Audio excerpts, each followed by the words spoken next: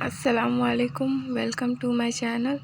آج ہم لوگ دین دیال اپادھیائے گورکھپور یونیورسٹی میں اردو کے کٹ آف کے بارے میں بات کریں گے۔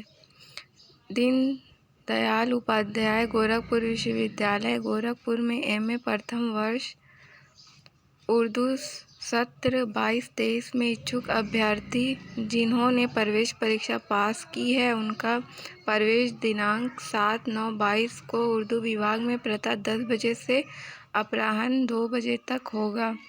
اپروکت سمست ابھیارتھی جنہیں پرویش پریکشا پاس کی ہے وہ اپنے سمست مول انک، پرماڑ پتر، آدھار کارڈ ایوم ان کی چھایا پرتی کے ساتھ اردو وبھاگ میں نردھارت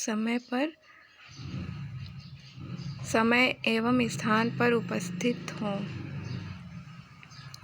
انارکشت سبھی ورگ مکھیہ سوچی سے چھوٹے ہوئے ابھیارتھی جن کا کٹ آف 86 یا اس سے ادھک ہے 12 بجے تک 7/9/22 کو۔